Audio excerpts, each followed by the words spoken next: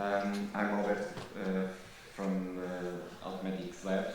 I'm from Instituto Pedro Nunes. It's an organization that is a non-profit. Okay, so we are not higher education. We are not a company. We are individuals. So I will explain a little bit about that, where we are.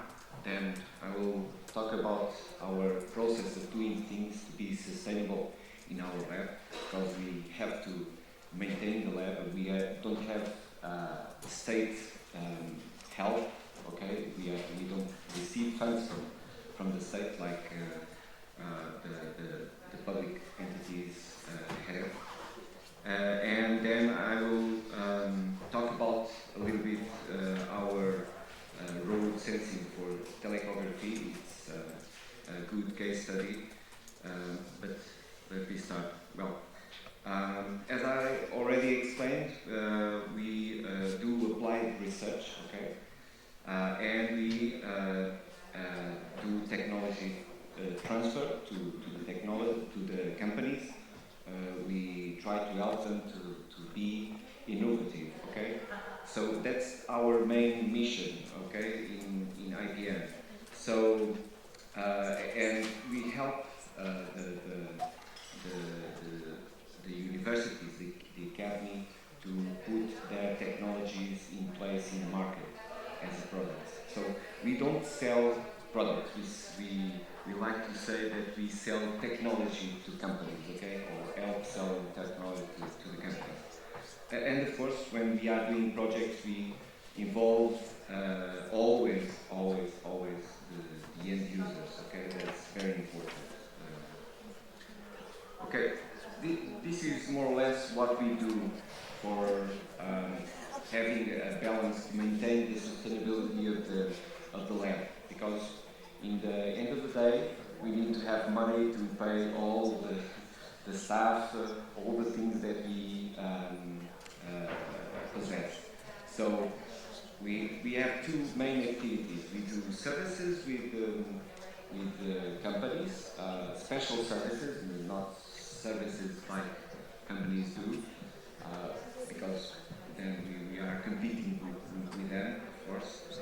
And we have proposals, we have projects that are funded by the programs that exist. For now is the Horizon Europe, okay? So they launch several calls every year, and we try to go to address their challenges in the calls and try to warn the funds for our project. So, but there is here a tricky thing between services and these projects that are funded by the European Union, because they are not total funded most of the cases. So we have to invest a part that we have to invest our own money, okay, our own resources. So the services is the other way to cover that part, okay. So we need this balance, okay, services and projects. Well, and this NICCoLLa project is a good example about networking, because if you want to map the needs, the assets, you need networking, okay? And if you want to build a project, you need partnerships. So the networks are a good case for get that. Okay, this is basically what we do when we are starting a proposal for a certain call in a funding program. So we match a need, market need, assets, and validate that with that idea with the key opinion leaders. Okay. Then we see if it fits with the call. The idea is aligned with the call. We address all the challenges that are proposed in the call in the funding program. And only after that we start to build the consortium, okay, to find the best partners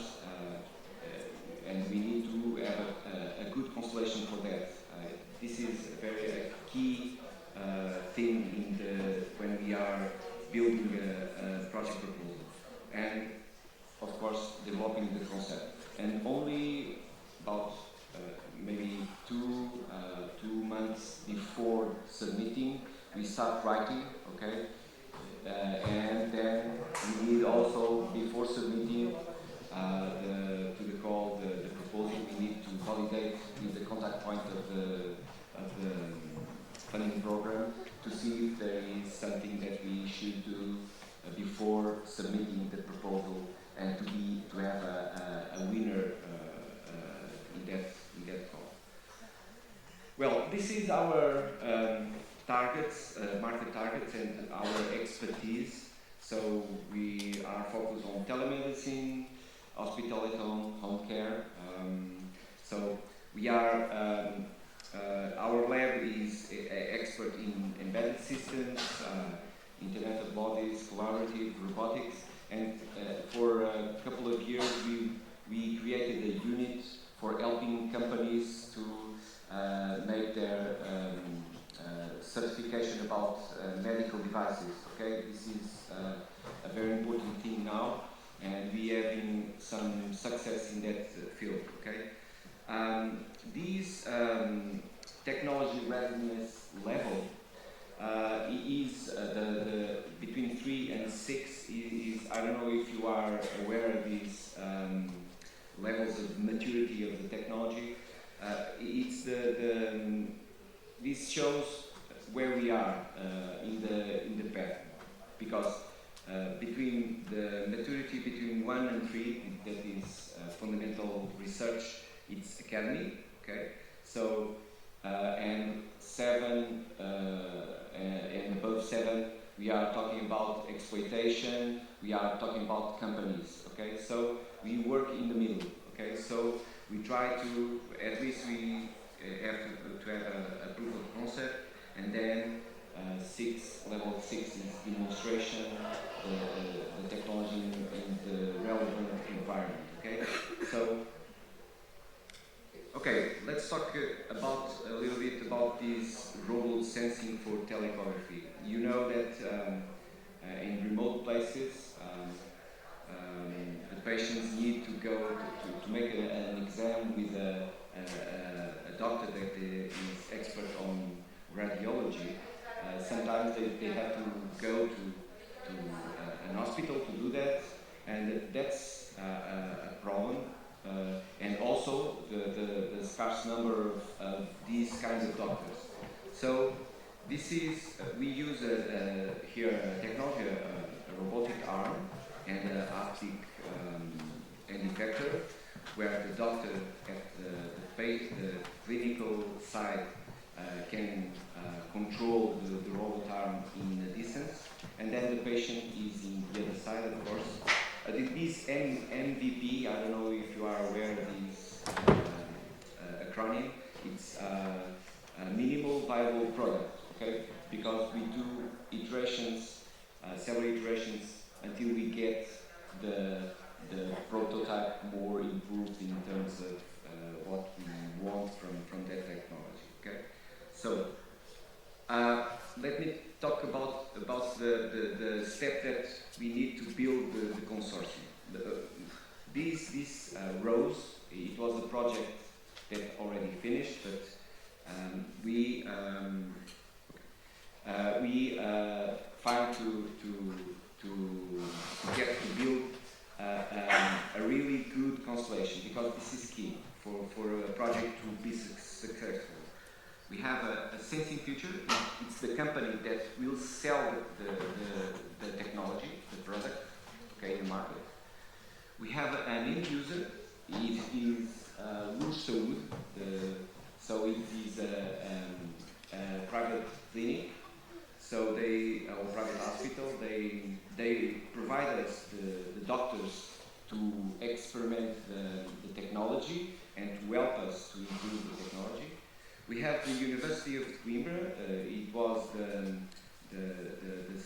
where one of the algorithms that being used in the robotic arm to not to warn the patient when he's moving the probe, okay?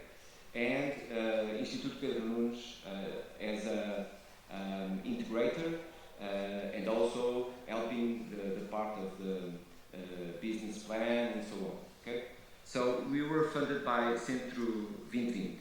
So this is more or less the timeline. We started 2015. So we had a proposal we made a proposal to submit an application to the Fast Track to Innovation. It was very competitive, so it was rejected. This was the first no. So we learned about it, and we did another proposal, but this one to a national level. So it was approved, it was great. And with one company, as I told you about the consortium, one company, 2 research organizations, and 1 clinical. It was fantastic.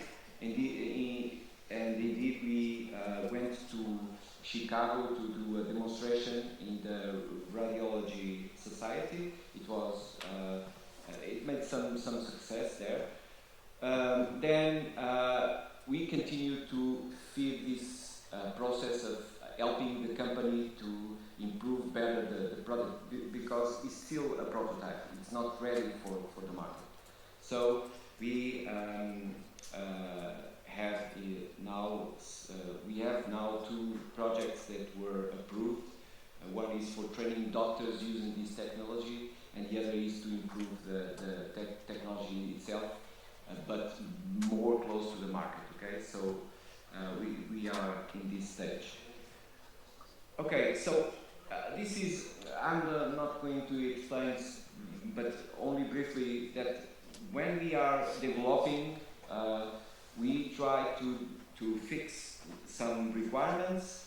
When we reach that requirement, that features that we want for the prototype, we stop and we validate with the doctors, in this case. Okay, so in this case the doctors, but with the end users. So this is an interactive process. We need to do several times in the project, and it's no need to be in the project, because the project has a beginning and the end. You need to see that in the long term. Okay, so because we have to help the company to try to put the product in the market and to have income. In the end of the day, they need to make money. Yes, with that. So this is some pictures from the first minimal viable product. Okay, some doctors here, but maybe I can show you. This was the Chicago fair. Okay, this is 3 aspects of the clinical side, the clinician side, the end effector, and they helped us to develop that. And this is the patient side. Okay, so maybe I can show you this movie. It's better.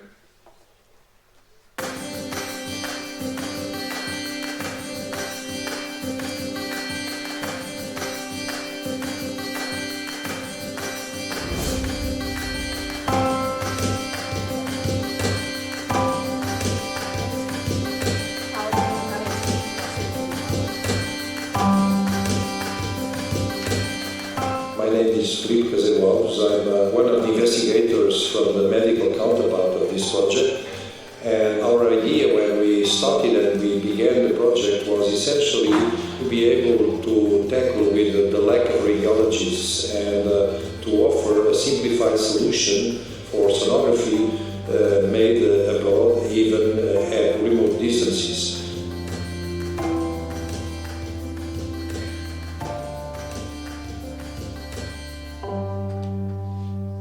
The force feedback system provides accurate haptic perception and allows physicians to safely distinguish between the different anatomical tissues.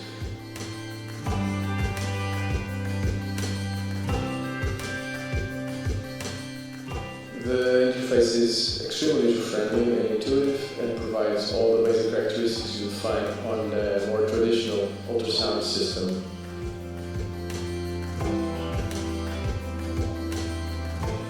The technical compounds and the technical capabilities of the system is really very high, and we are able to manipulate the probe as if we were practically manipulating the probe in a real patient.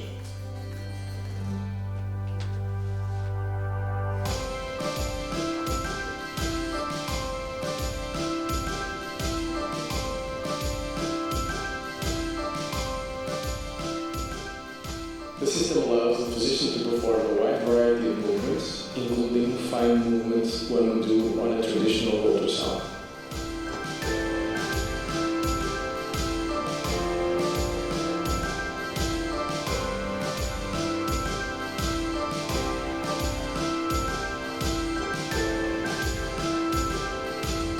So I strongly believe that this application and this system will change the paradigm of performing sonography, since there is no need to have a direct relationship between patient and doctor. Also the doctor can communicate freely with the patient. He can see the patient through a dedicated system of video, and it's very easy to perform the examination.